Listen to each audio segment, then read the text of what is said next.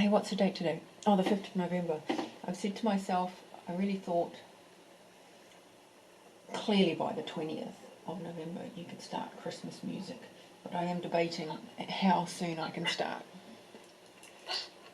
And I'm serious. I even know the channel, the radio channel that I have. Okay, so I'll take that out of the way, but I'll put something there to remind me to keep, keep moving back and forth. So let's see, where do we want to start? Where's sort of a nice intro?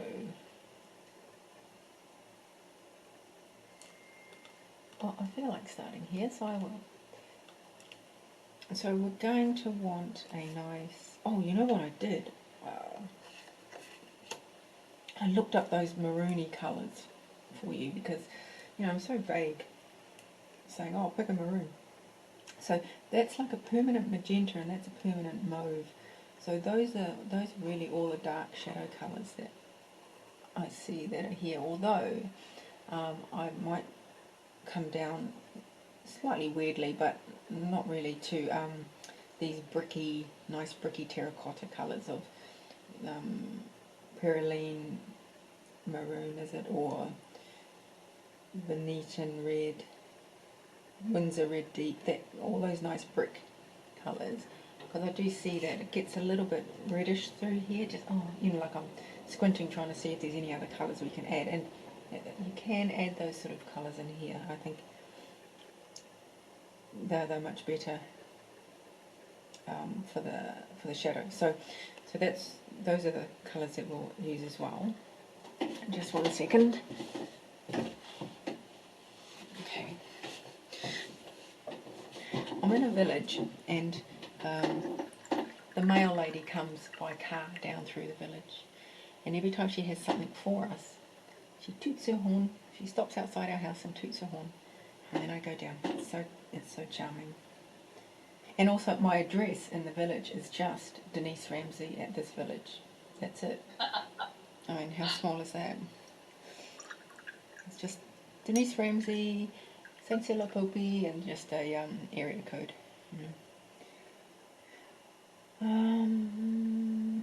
It's great for privacy as well. Well, it is too. It's like only the postie knows where I live. Yeah, Exactly. You can't find me any other way. That's true. Of course, nobody can be knocking on door number 3 because we don't have a door number.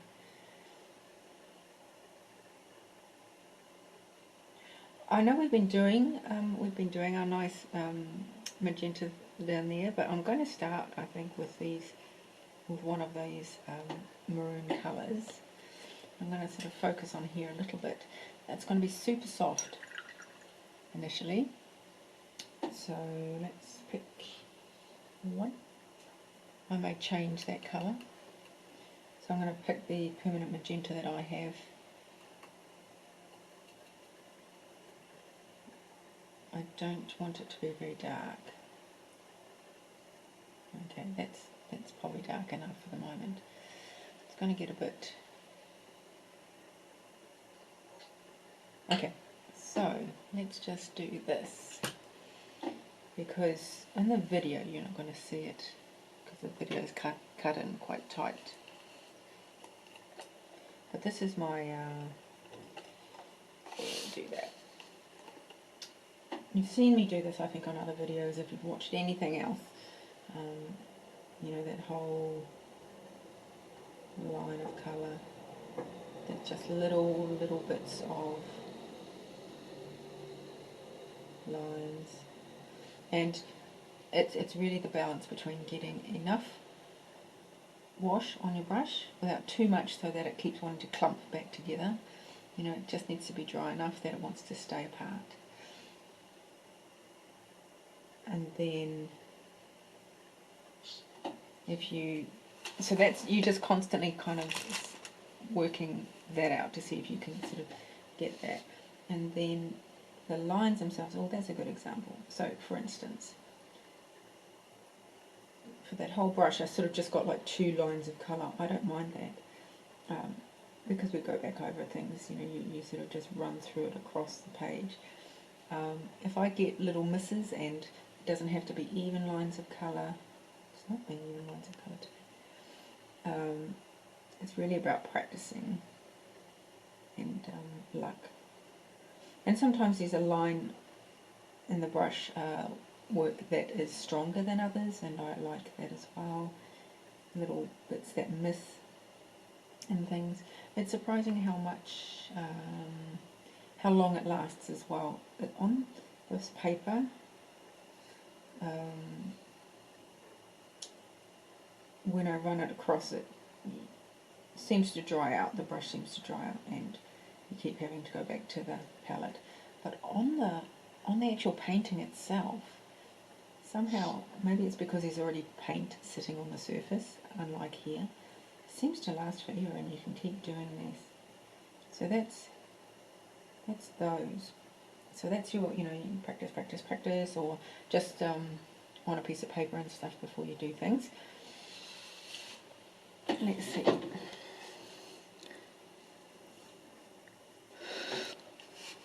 Oh, and I really hope that I don't get I often will lean in a little bit too much and I'll get my fringe in the camera. So, there's always that issue. Okay, so this one here, we can start on this one here. We're just going to do some nice little featherings, and actually me doing it, I can see that it's too dark.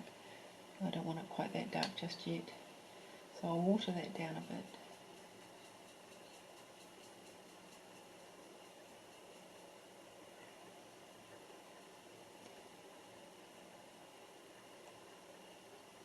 Doesn't look like anything, but that might work. I just want a soft beginning. And I'm going to just, there's a kind of a nice little wiggle that I see a little bit, so I might sort of start on that. So I'm just obviously starting in the white, but not in a big glob. I'm just softly, gently putting it on. There'll be some lines that come in a little darker than others, and that's okay.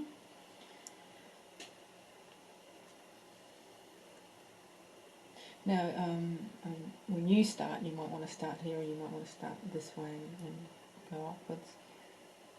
It's really up to you.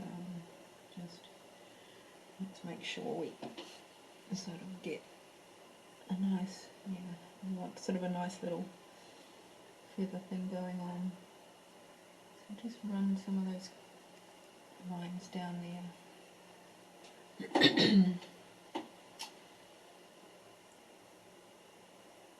And this is kind of where it could be helpful to have a smaller brush, but I've never gotten a smaller nylon brush, because then in the smaller parts, tinier parts, it's not sort of so wide, splayed out so wide, and it's a little bit easier to deal with. But I don't have that. If you have that, that would be great, because then it will be easier for you to sort of work with in the smaller areas.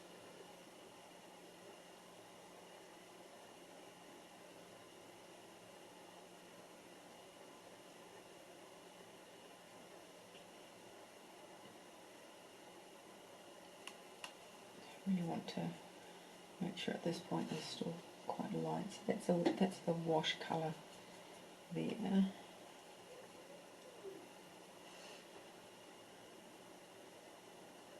And it does come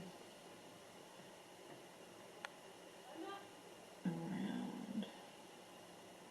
It's barely making any line at this point, but that's okay. I'll just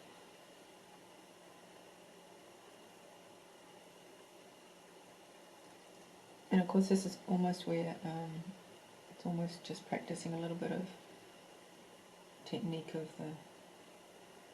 the sort of movement of the wrist and all that sort of stuff as well. Because it's light, we can just pop it on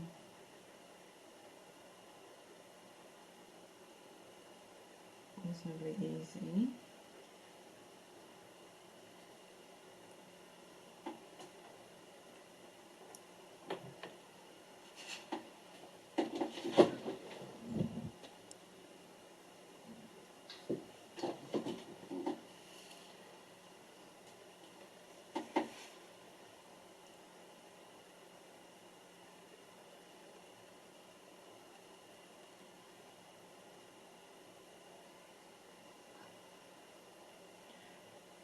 So there's, as I've done that, I've done a couple of sweeps over there. I can see that there's some white in the paper that, you know, has been almost like emphasised now that I've put a little bit of colour on it, that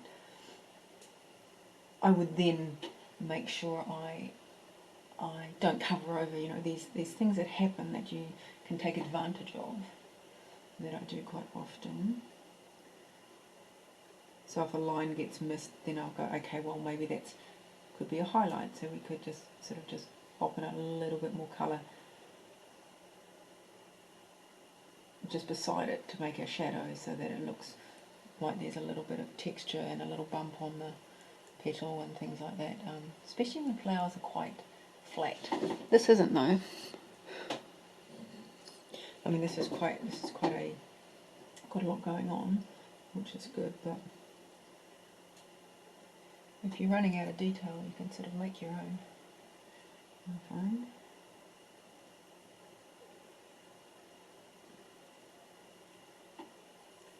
So I just keep going back to the same sort of, the little puddle of colour on my palette that's not too wet.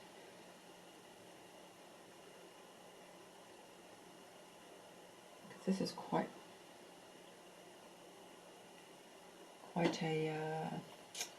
a very light part of the petal, isn't it? So I'm not going to be too crazy. Now there's a highlight coming up here. So let's see, before we move the paper, we can have a look what's going on down here.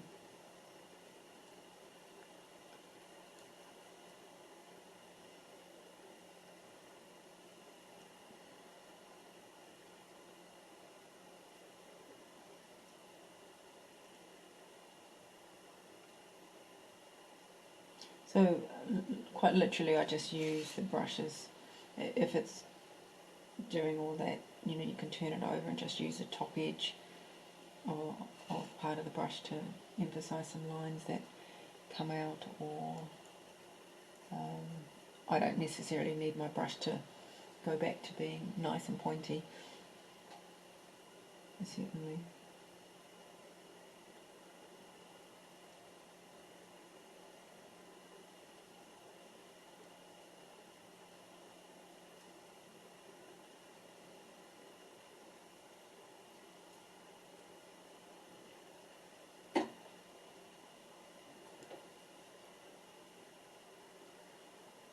And as the brush gets drier, if you just want wisps of colour, then you can go back over those areas where you really want that. So you can sort of add a bit without going all crazy.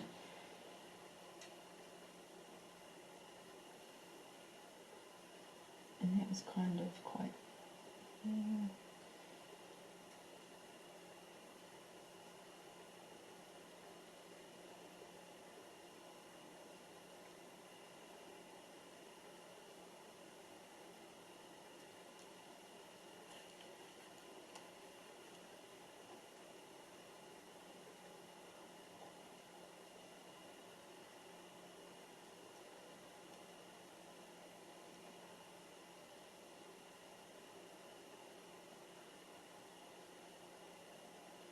Now whilst this bottom part of my petal is now getting slightly damp,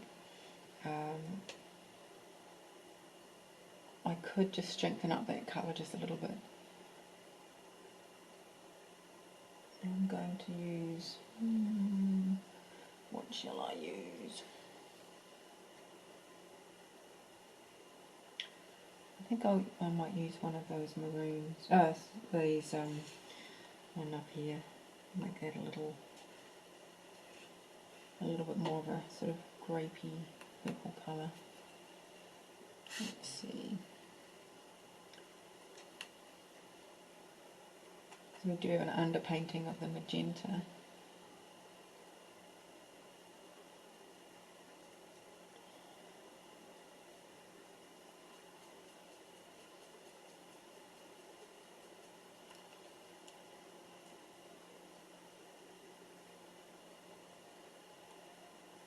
It needs to be dark enough though that makes a difference.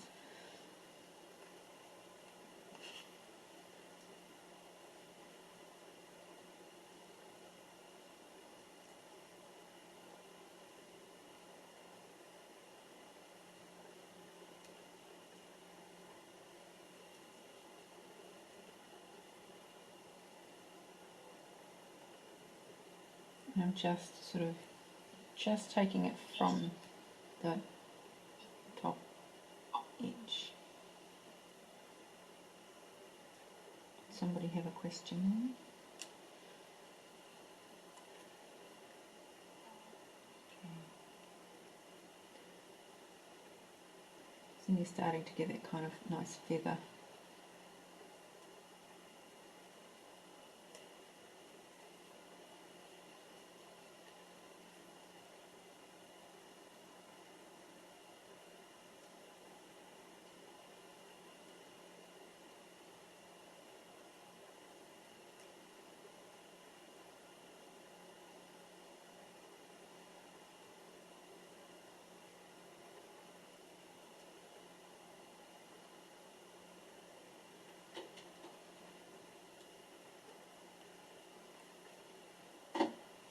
And I'm even going to bring that into here.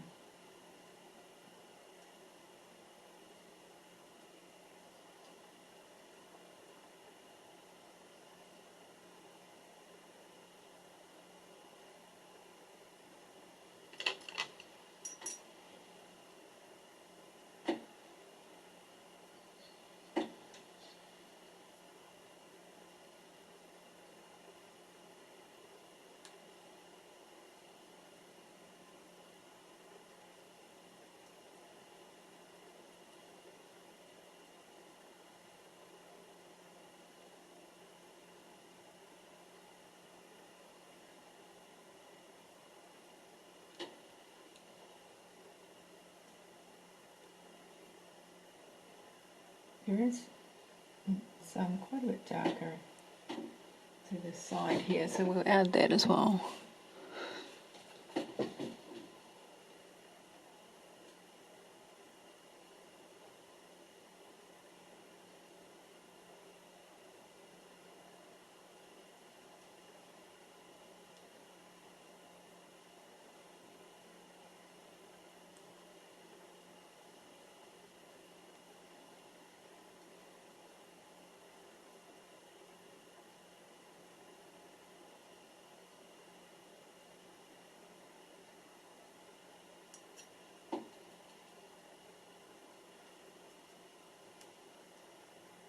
So this is still that feminine magenta, that sort of muted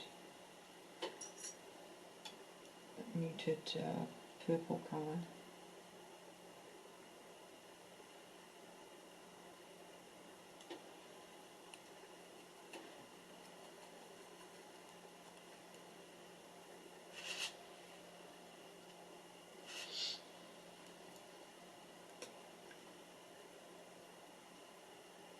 So I'm just splaying out the brush, and just running it, dragging it through that area. It's actually going to get quite a lot darker in here. We don't need to spend too much time on that, because I should really make it a bit darker first. It's amazing how much this last 5 minutes has made a difference. Yeah, it does really quickly. It still looks a little bit rubbishy, but then you go away and have a little break and come back and I look at it and go, oh, okay. You know, it really does, yeah, it's and it's nowhere near this quality yet, but it's just its first round. It's and that's really, in person this is very, very pretty. You know, you can see quite a few tones of colours and things in there. But yeah, it does, it very quickly does that actually. And that's where things like, I mean, you've got your palette with you and you've got your colours that you've been using. I'm not necessarily hard and fast like, oh, you know, I've been using that permanent magenta, but if I see a little bit of red on the side of my palette, if I sort of sweep the brush in that and make it a little bit more of a warmer one, I'll do that. Any sort of thing to add other colours in, I'll certainly do. But there's a point where you kind of need it to dry so that you can apply the colour again and it will stay put. I should let that dry really. So let's keep going.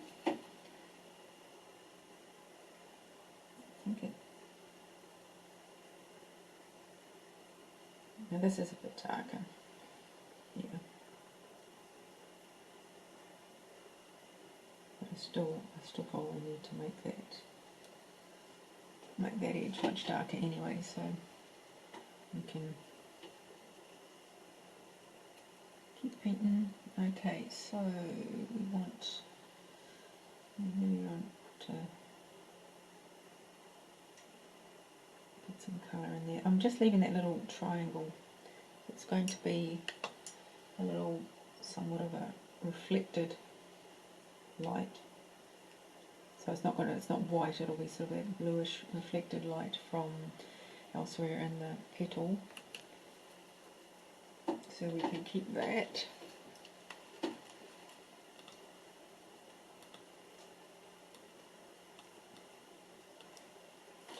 And there's a few other bits. Now that bit there's nice. That's an actual glow. So for an actual glow we need our dark on either side, so that the middle part will look nice and gluey.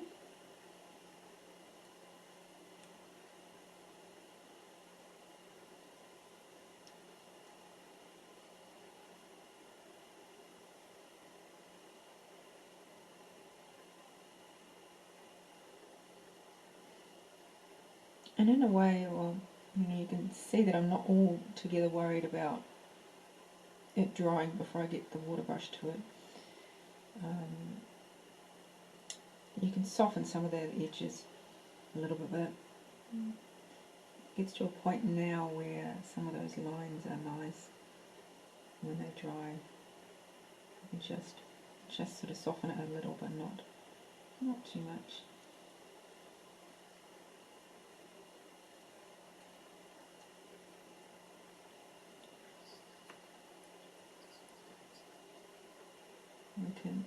We can do a little sweep. It's quite strong colour on there actually.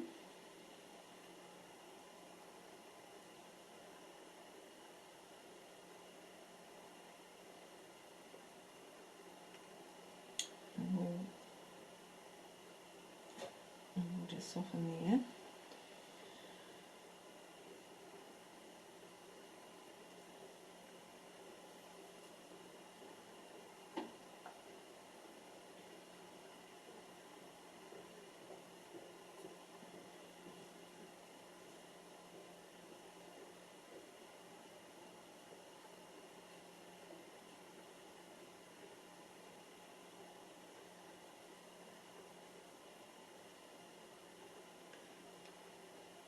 Now that little edge there is kind of a little bit paler, so I'm just going to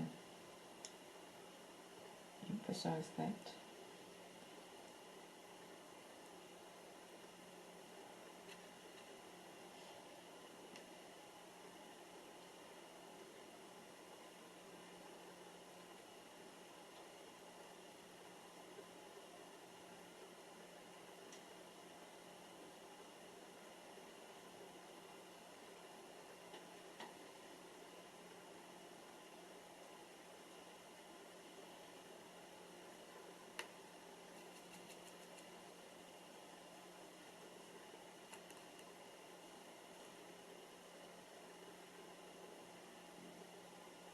So I'm just running that same permanent magenta, quite a bit darker, just on the bottom part of this petal here, and a bit more depth there.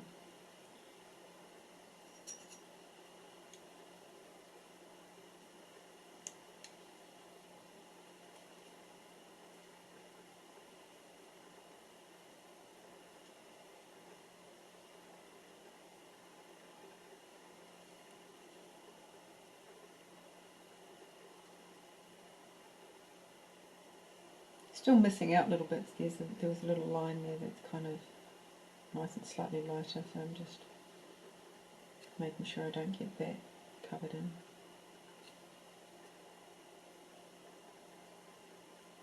And that's a little bit like Kate and I were discussing before you jumped on, Winnie. You know, those kind of, you could fluff around here for quite a while, tweaking colours and making it darker and so on. It's that where do you finish question with your paintings. So I won't keep going on there because you can sort of go on forever. I'll wait until there's a bit more done.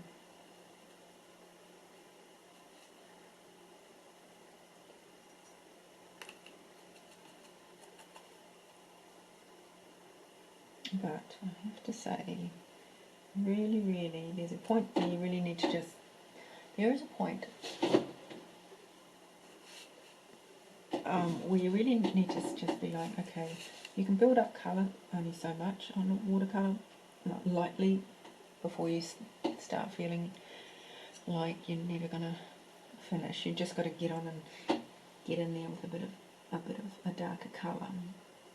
I don't like to start with a darker colour.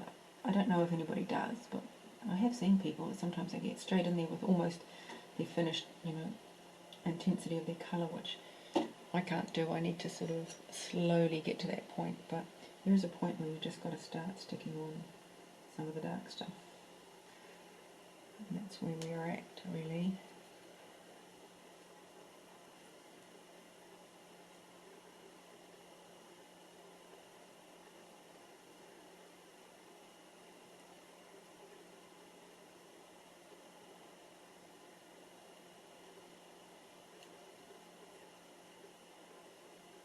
I just sort of drag the water brush to help me do that blending through here. We definitely need some intensity around here. I'm going to actually wait until I just